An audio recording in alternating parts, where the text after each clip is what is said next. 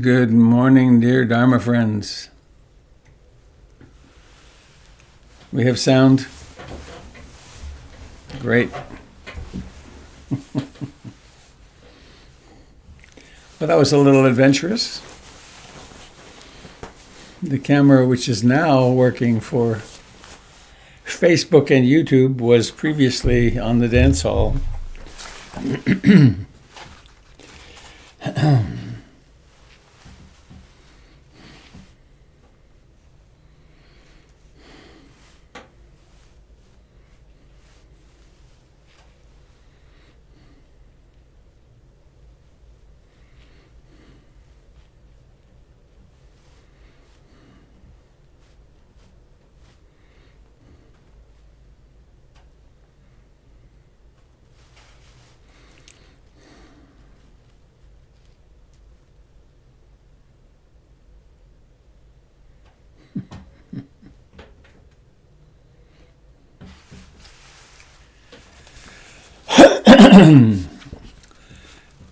I'm Robert Beatty. I'm coming to you from Portland, Oregon. Actually, Beaverton, Oregon. It's a pleasure to join you around the campfire of the Dharma this morning. Oh, I could turn up the lights too a bit. It doesn't need to be this dark.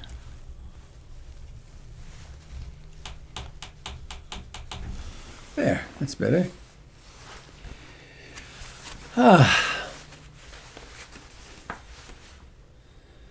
Jennifer gave me this lovely book for my birthday, Wild Honey, Tough Salt by Kim Stafford. Bill Stafford's son, who is a fantastic poet in his own right.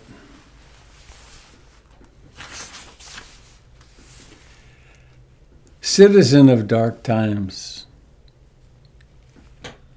Agenda in a time of fear. Be not afraid. When things go wrong, do right. Set out by the half-light of the seeker, for the well-lit problem begins to heal. Learn tropism toward the difficult. We have not arrived to explain, but to sing. Young idealism ripens into an ethical life. Prune back regret to let faith grow. When you hit rock bottom, dig farther down. Grief is the seed of singing. Shame, the seed of song. Keep seeing what you are not saying. Plunder your reticence. Songbird guards a twig. Its only weapon, a song.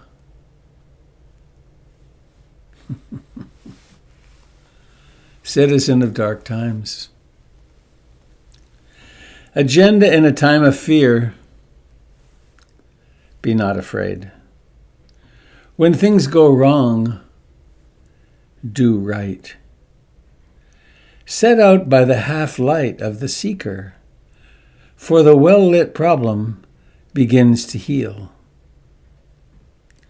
Learn tropism toward the difficult. We have not arrived to explain, but to sing. Young idealism ripens into an ethical life. Prune back regret to let faith grow. When you hit rock bottom, dig further down.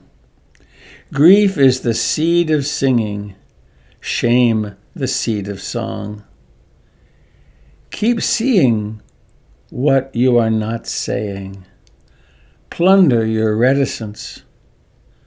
Songbird guards a twig, its only weapon, a song.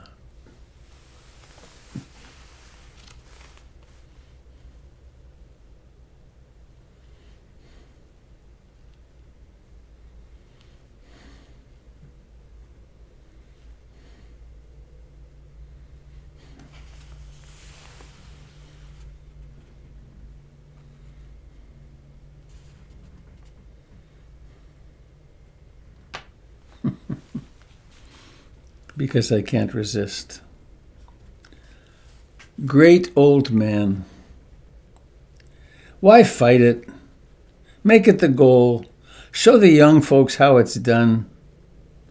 I shall be the stalwart stumbler, festive curmudgeon, codger with canoodle, old coot with bragging rights for verve, hard won through physical attrition, but blazing in soul.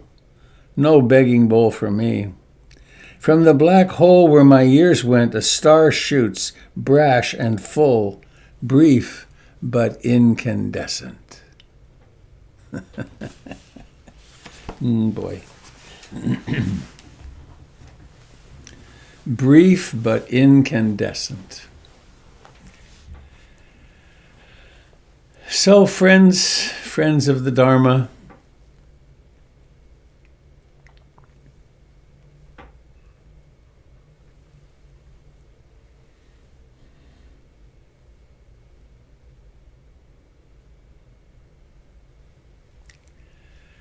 let's reflect for a moment on the precept, on the refuges. It's another morning, the 29th of December, 2020. Looks like we are granted another day. We certainly are granted this moment, at least. How shall we live today? What will we make our aspiration?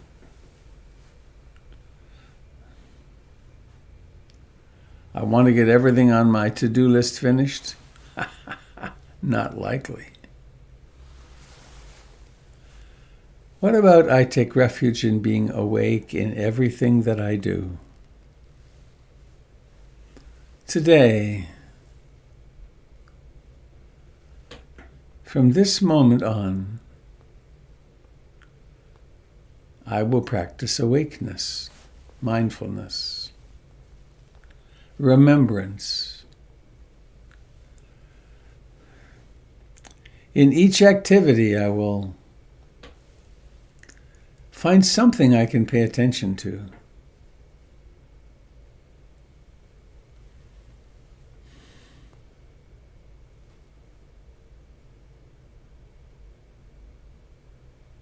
I take refuge in the Buddha.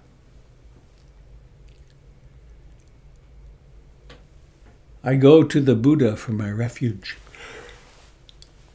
I go to the Dharma, to the teachings, to this beautiful, well-articulated path, and to what I find, watching, knowing, as every single phenomenon arises and passes away. All day long, all lifetime long. And I take refuge in Sangha, in this community of practice descending down now for 120 to 140 or 150 generations since the Buddha. I think of that sometimes.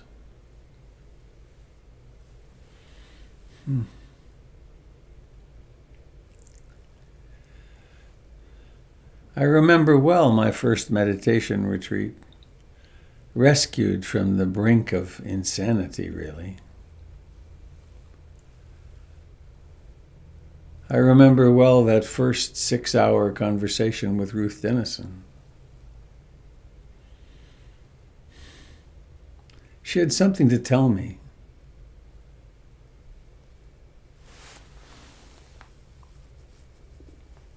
Sangha. We can take refuge in our little morning practice community. It's not a stable refuge, but it is strengthening.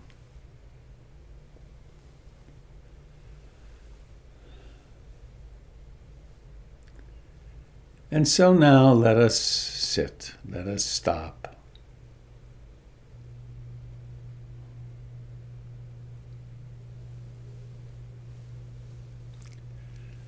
Let us be with the reality of breathing in and breathing out.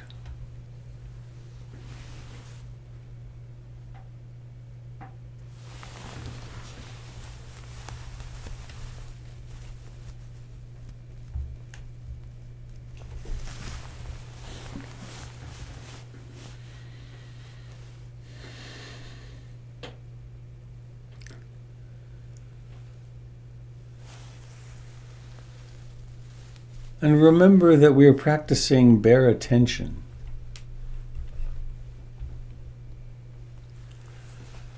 Attention to the actual sensations of being alive.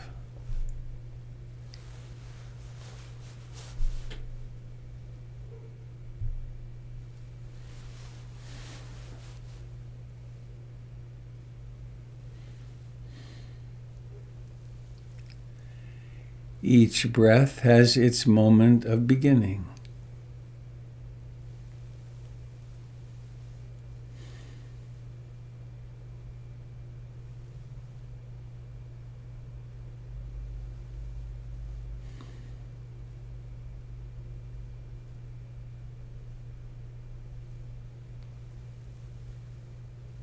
It has its process of rising to fullness.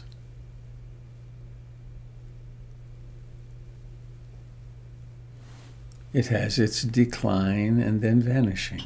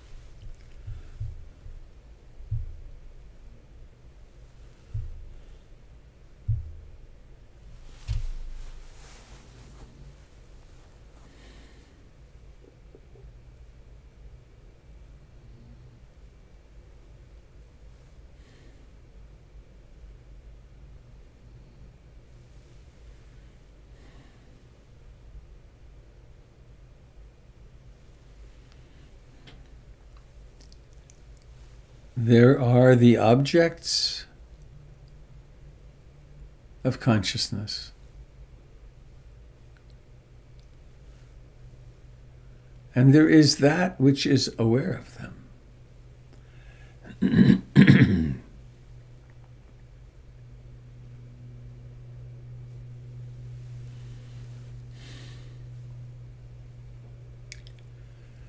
We tend to create a self out of the awareness. And in the background, there's a story about I am aware. I am something continuous in which these events happen.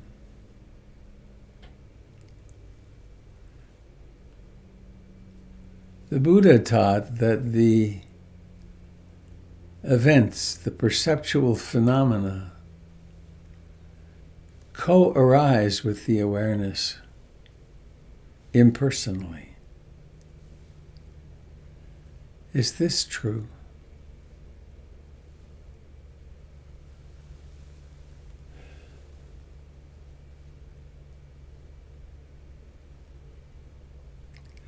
Not something to ponder deeply, but something to practice.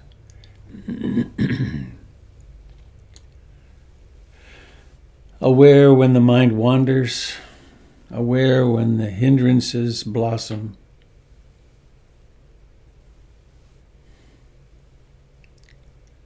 Aware of the intention to develop concentration using the breath as home base.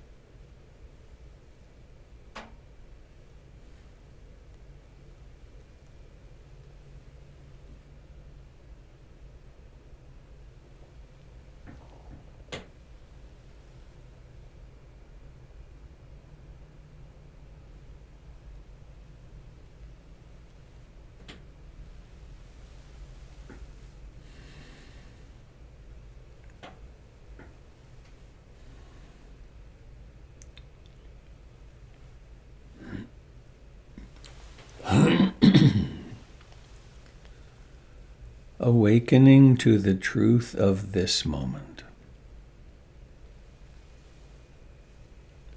A mind that's easily concentrated. A mind that is restless, difficult to concentrate. A mind in which mindfulness arises moment after moment, or one in which there's lots of drifty, dreamy sloth and torpor. A mind of few or no thoughts, or a mind with a cascade of thoughts and emotions.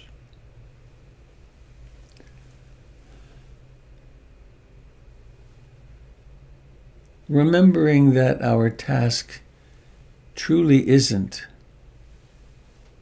to get rid of anything. Everything's always getting rid of itself. It all comes into being and vanishes. Our task is neither to cling to it nor to reject it as it comes through the moment, the present moment.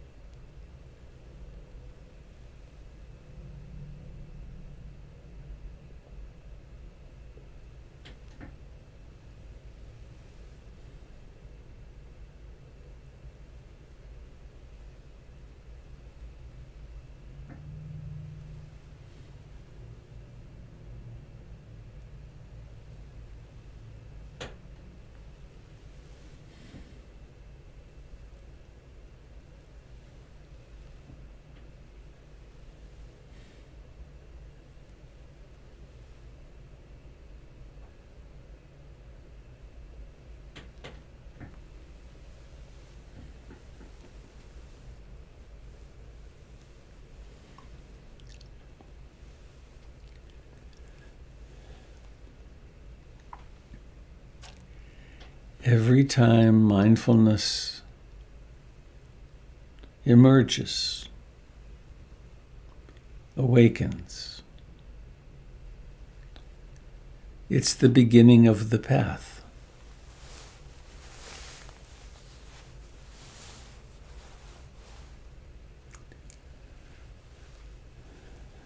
It's not a problem that the mind wanders. It's that we identify with it. We make it into a self.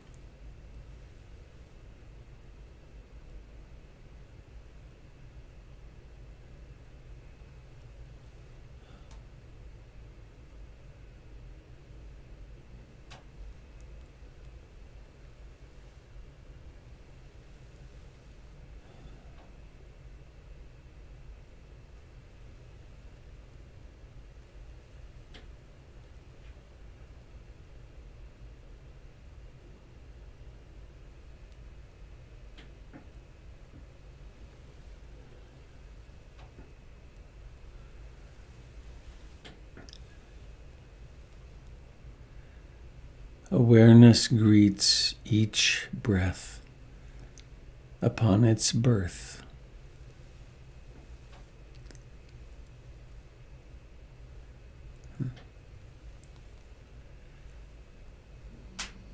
When that miracle happens and the baby is born and breathes,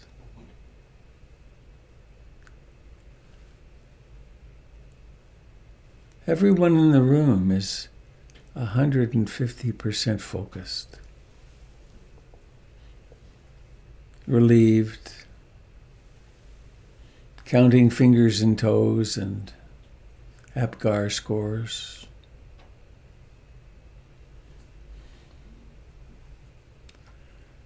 What if we greeted each breath with that level of gratitude and mystery?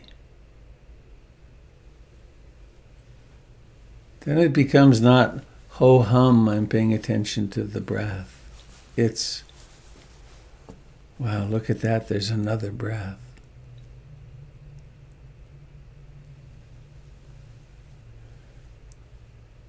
I'm going to be alive for another whole breath. Breathing into fullness.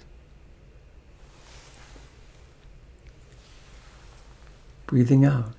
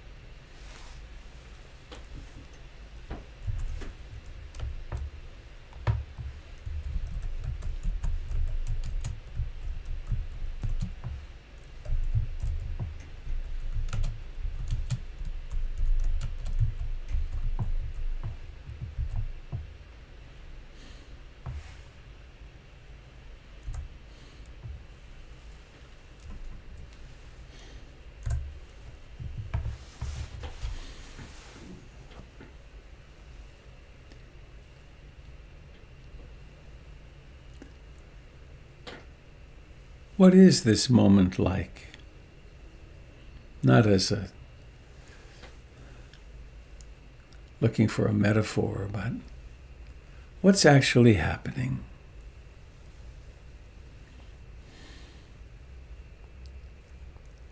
Breathing and presence with breathing. Thoughts, memories, plans, hopes, fears, stories. I like this, I don't like that. How dare he, she, they say that to me? Whatever shall I do in this circumstance?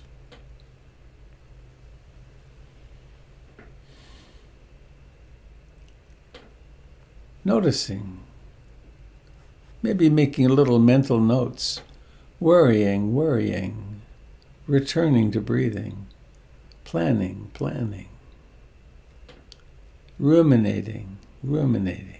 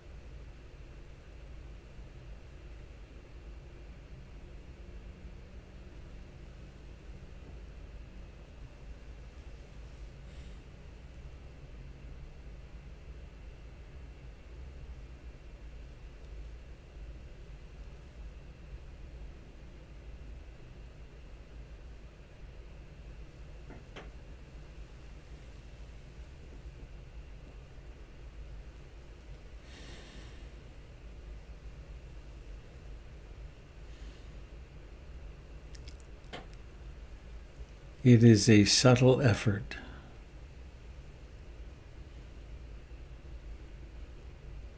Skillful effort to awaken to unhelpful, unskillful mental states. Anger, fear, jealousy, confusion.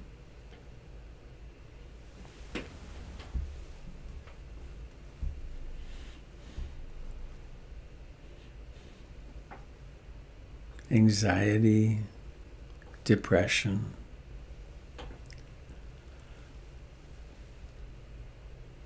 To open fully, to see them, to know them, experience them exactly as they are. And then come home with some diligence No violence, no harshness, but then to plant seeds of presence here in the breath.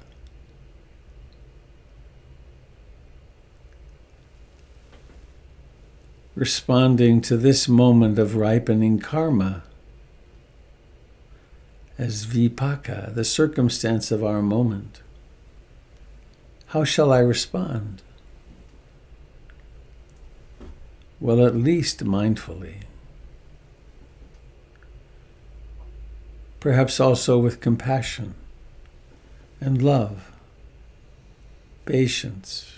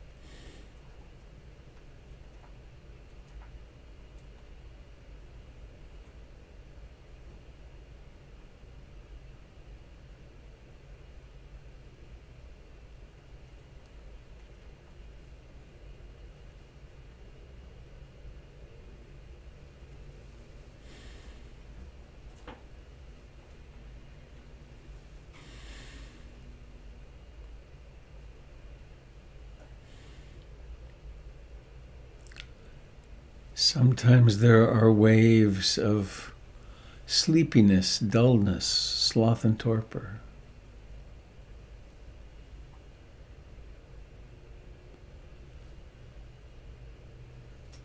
They come on like fog in the night.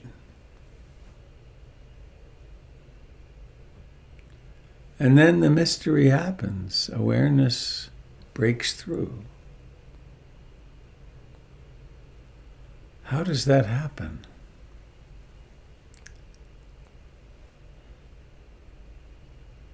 Observing the waxing and waning of mindfulness.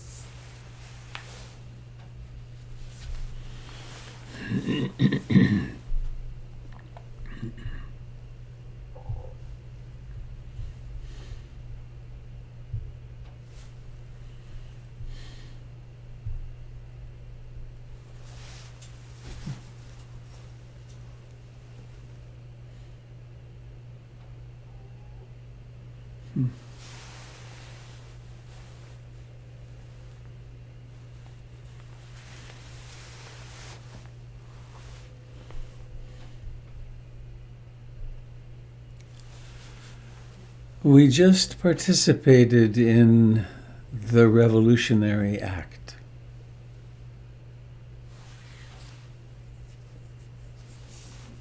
The real revolution that human beings are capable of.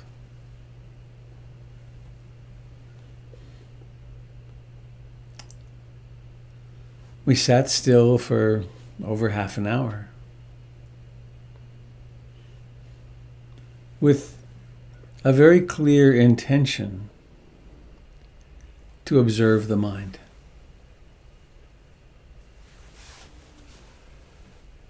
In the Buddhist world, they talk about the purification of mind. So we observe the five hindrances.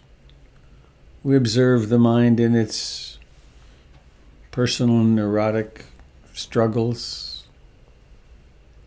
And we do something really odd.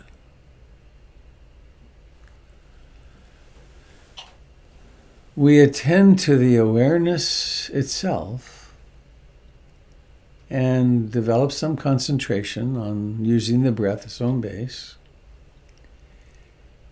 And we discover moment by moment that none of these thoughts, feelings, perceptions, or beliefs are actually personal.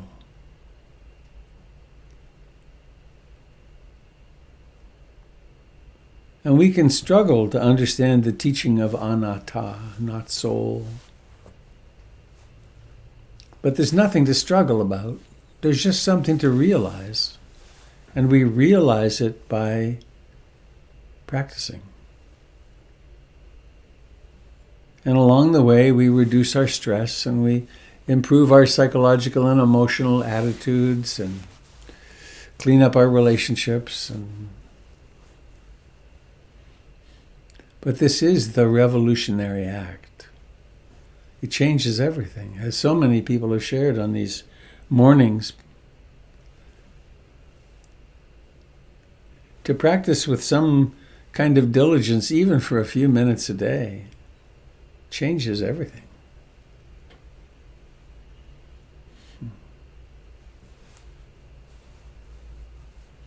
So I salute you. I'm grateful of your presence this morning. I'm feeling a little inspired to do some announcements. And I think if I can get it to work, I have a nice way to do it. Gregory and Molly do such a great job on the PIMC, what's it called? The Digest. Once a week they put out this thing. Nice background here, I think. So you can visit our website here, right at the bottom. Oh, and if you're not on the listserv, I send Avi an email is one easy way, or go to the website and find the connect button. But it's Avi, AVI, at portlandinsight.org, and ask him to put you on both lists. So, New Year's Eve, that's coming soon. Robert, Gary, Kendall, and Jim Dalton. Beginning at 9 p.m. on New Year's Eve, we'll have some meditation. We'll have some reflection on the year. We'll have a little dancing and movement to shed the year. We'll have some taking of refuge and the precepts, and some more sitting, and not sure quite what else yet. Then there's the first Saturday retreat coming up, January 2nd. I'm teaching that with Paige Cogger. We're calling it Wise Intention and Joy, a Doorway into the New Year. And I always really delight in teaching with Paige, and I think if you participate, you'll really notice a wonderful handing back and forth the baton in the teaching. Then there's a 4 Foundations of Mindfulness class that I'm offering, an 8-week class. Really fundamental stuff. It's actually foundational for practice. Starts January 20th. And Doug Pullen's doing his Basics of Mindfulness class starting the 21st. And there's a PMC Racial Justice Book Circle starting on the 12th. The Inner Work of Racial Justice, Healing Ourselves and Transforming Our Communities Through Mindfulness by Rhonda McGee is the book that we'll be following there. And then there's all the meditation gatherings. I think I'll just mention Candles is coming up on the Sunday on the 3rd. And Jim will be, no doubt, starting back up in Rumi's guest house on the Monday nights and so on. So I'm going to stop that share. And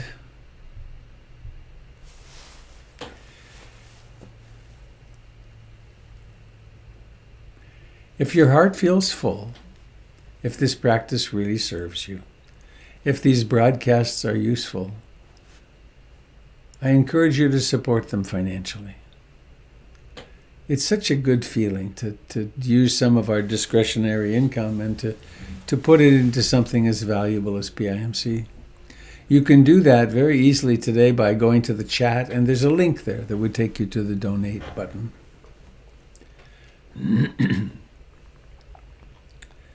There's a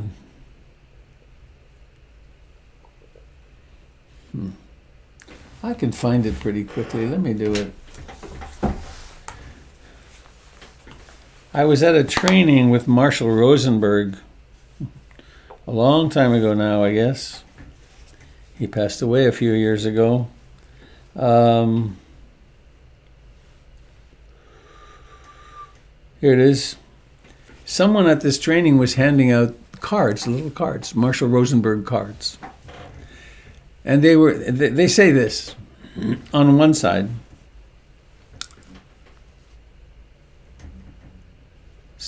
Please fulfill my request. only if you are giving from the heart joyfully. If you are not doing it from your need to no, wrong. Please fulfill my request only if you're giving from the heart joyfully. You are doing it from your need to contribute to life. If it meets some other need of yours, please do not fulfill my request if you're doing it out of guilt, shame, or obligation, because you think you should, to gain my attention or my affection or acceptance, because you're afraid of how I will react if you don't. Wouldn't that be to say that I'm making a request here, honey? Please don't. But that's kind of long-winded, isn't it? The simpler version is, please fulfill my request only if you can do it with the delight of a small child feeding a hungry duck. And that's the practice of dana, of generosity, of finding that place in our hearts where we really want to let go. And we can do it as a spiritual practice all by itself, in addition to our mindfulness practice. So that's me. What's up with you? Is there something you'd like to share? Are there questions?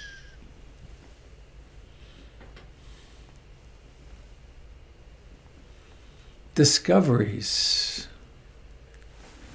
I wonder if my sound is working. Jim, would you say something and help me rest? Aha, it's not working. Ha ha ha ha.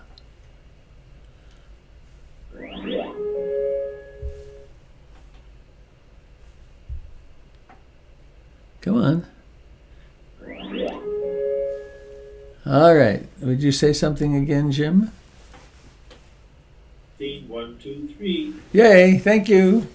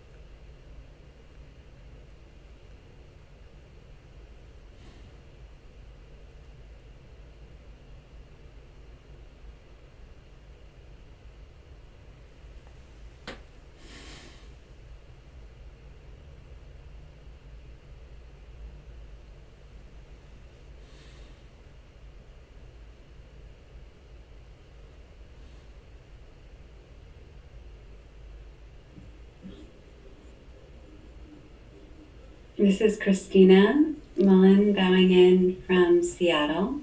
Hello, Christina. Hi. I was introduced by a friend who practiced with you in Portland and has moved to Seattle.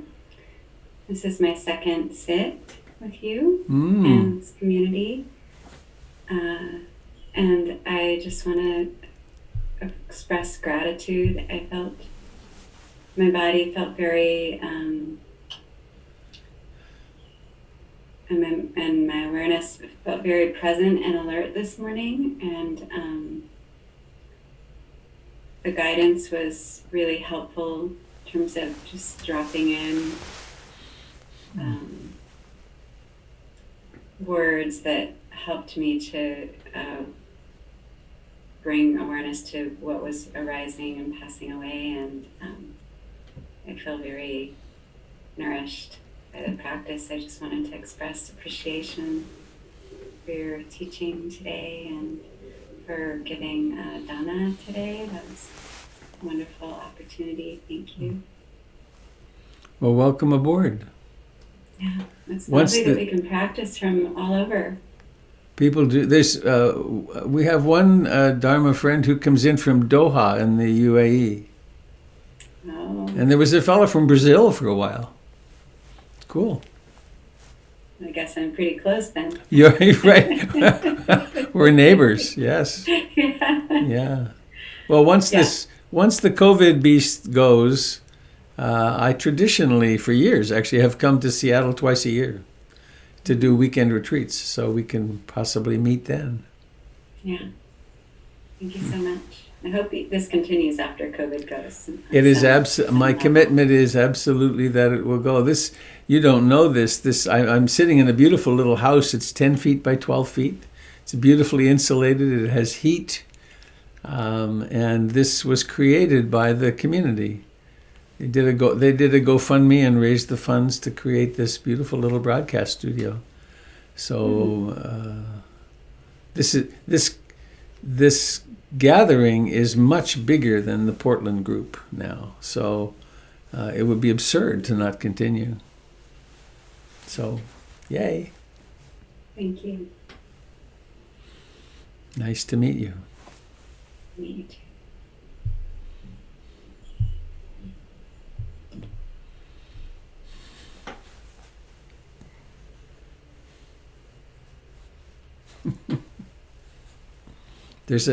There's a little sub community from the Skagit Valley. Would any Skagiters raise your hands? There's 1, 2. That's just on the first screen. There's at least 8 or 10. There's Lauren. Hi. Yeah. It's a little Buddhist hotbed.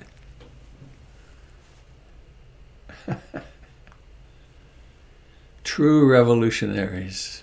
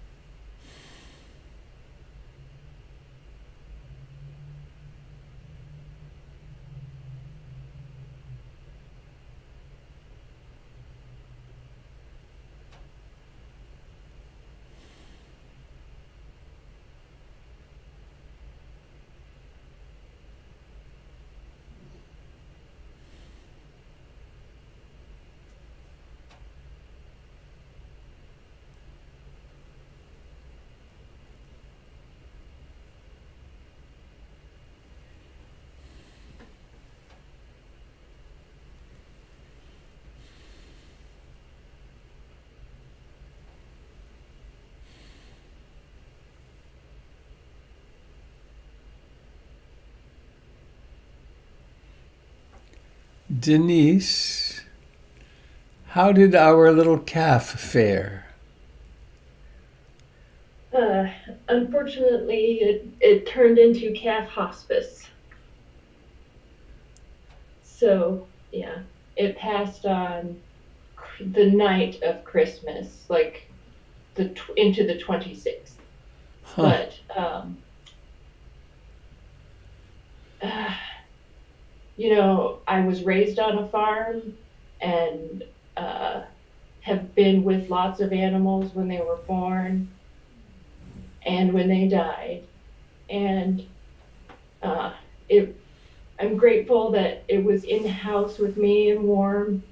And we brought it out to its mom on Christmas, and she got to sniff it and give it mom love.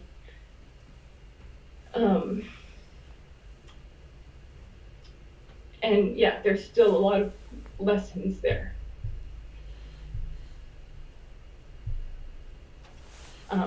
But also really, honestly, just so cool to hold things when they're dying.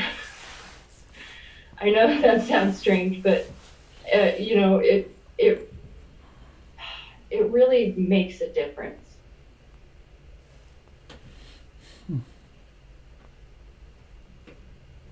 Maybe just for me, but yeah. So sorry to be a downer, but I think that also it was a really great gift.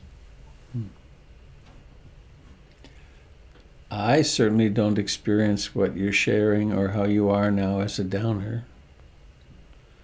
I would call it a gift to us as a community.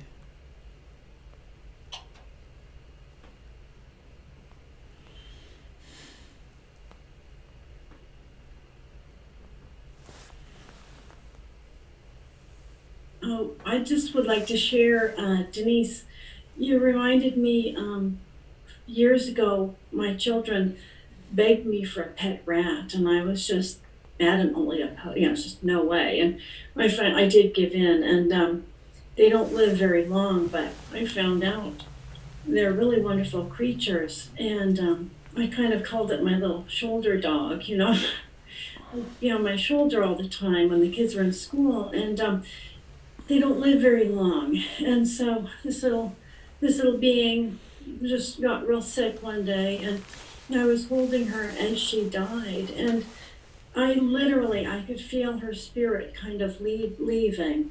And it was a profoundly spiritual moment for me, the life of this little rat. And so I really, I think I know, I know what you're talking about, and it's really beautiful, actually. The coming and going of life is very beautiful. Not always easy. Yeah.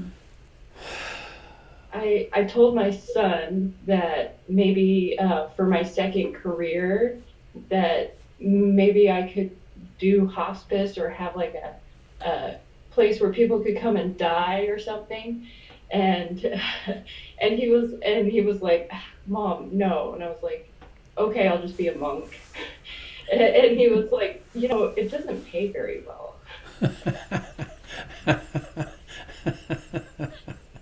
Huh. So I think I'm headed for monkhood instead of hospice.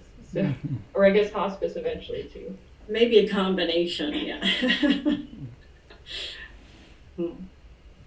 You could go to the Zen hospice in San Francisco. Have both.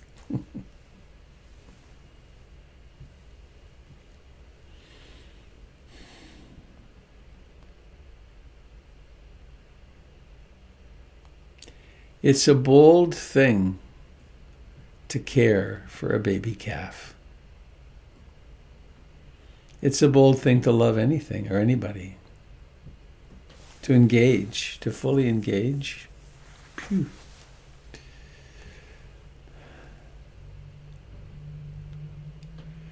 Because it then reveals the truth and the need of our grieving losses.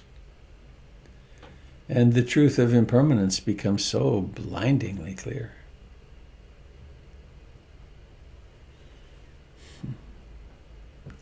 I find a thought coming in of my parents who had no education in grieving and had difficult lives, difficult early lives too. And in their later years, they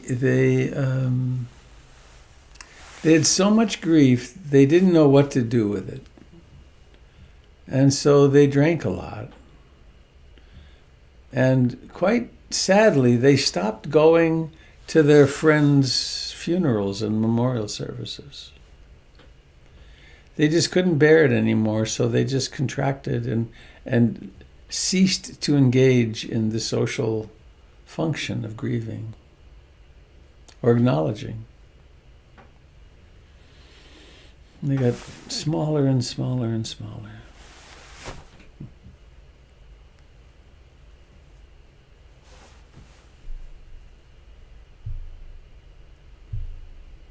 And then, of course, they died.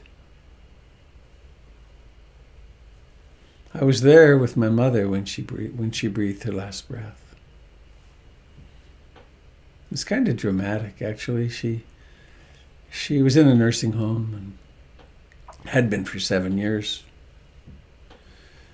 paralyzed and partly.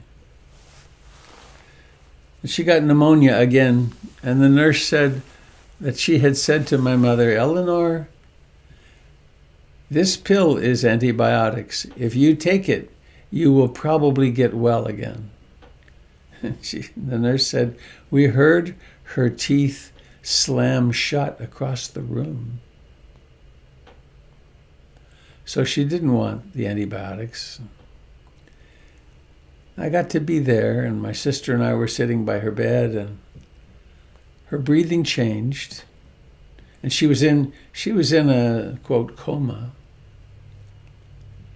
And very hot, she was dying of pneumonia, 107, 108 degree fever. And she opened her eyes, turned her head, looked at us each, and then then her eyes closed and her last breath came. Quite remarkable.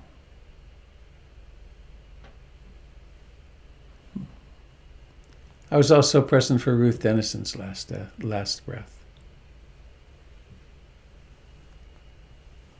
Myself and Jennifer and a woman named Sonia. As her breath got just gradually less and less and less and less and less and less and less and less and less. What a gift to be present at such times. Right there on the edge of the mystery. Where do we come from and where do we go? That's a strange thing.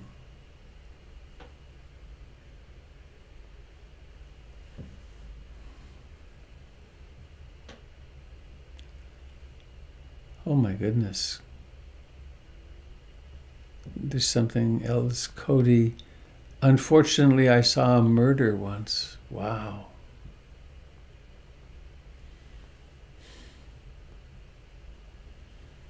That would be a different experience again, wouldn't it?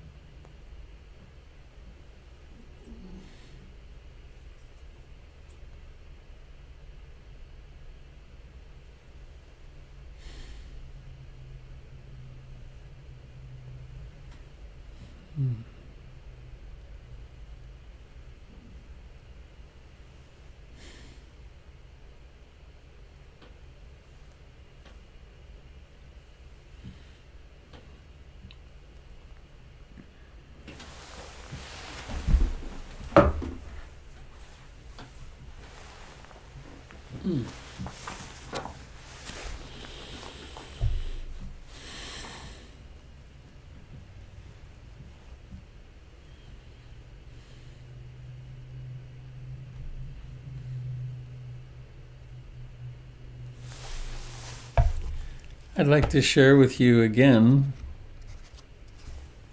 the last chapter of my book.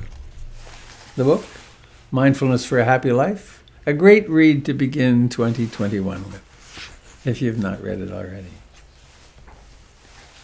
This poem is the last paragraph, the last chapter.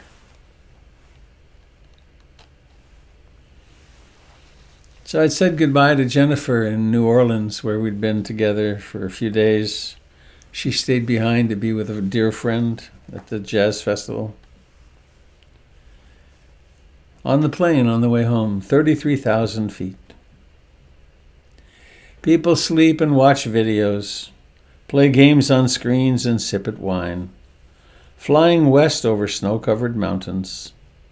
A chasm opened or perhaps just revealed itself with a taxi goodbye kiss. That moment of looking away, it's always the same. Here and then not here.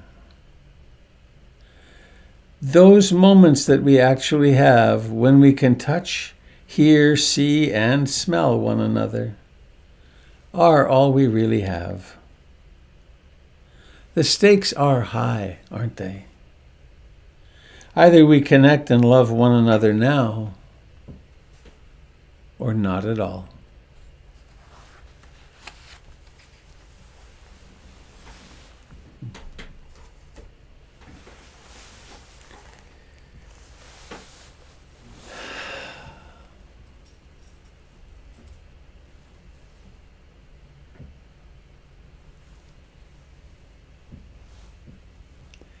Anything else in anyone's heart to share this morning?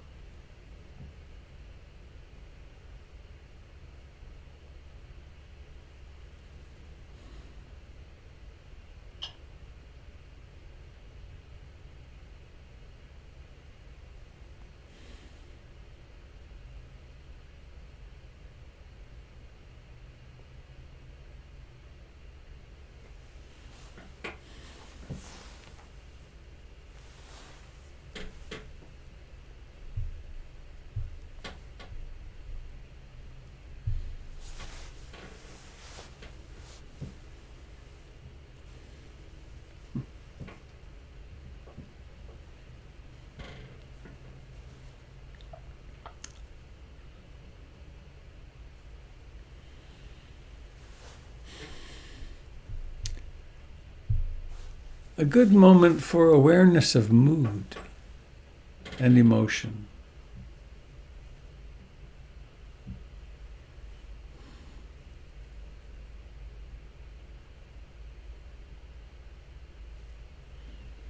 This is Mary Kay. Hello, Mary Kay. I feel so much gratitude for all of you. That's all.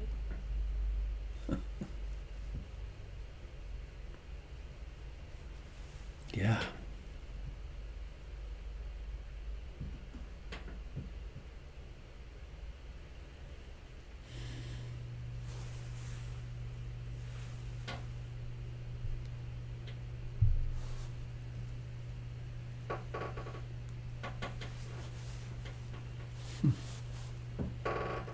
A message from Tanya. Thank you so much. First time to meet you. That was perfect. Looking forward to meeting again. And Carol. Denise, I'll always remember the baby calf's beautiful eyes. XOXO.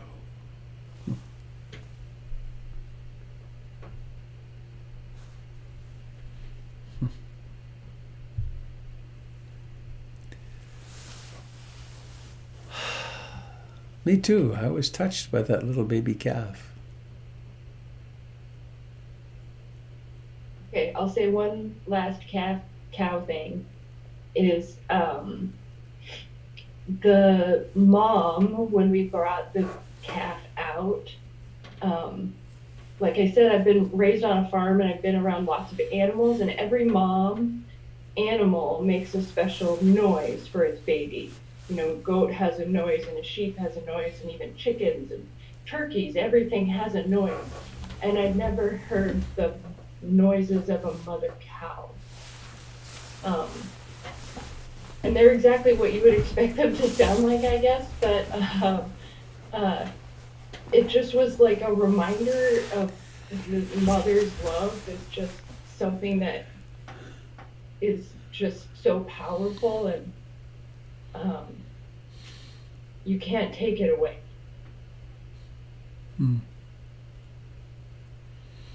Or maybe just love, I guess.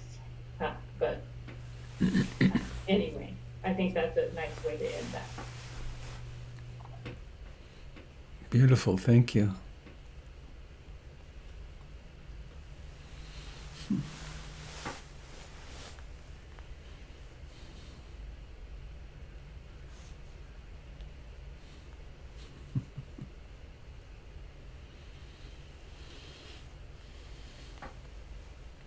Well, shall we sing our way out of here? Anybody sitting with anything that you'll, as soon as we hang up, you'll say, oh, darn, I wish I'd shared?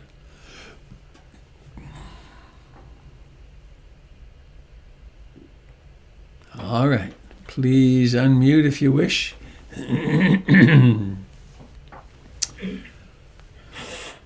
Ready to go. May all beings be happy. May all beings be happy. May all beings be happy. Sadhu, sadhu, sadhu.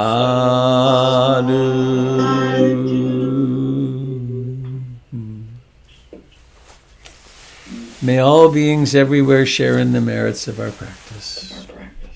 And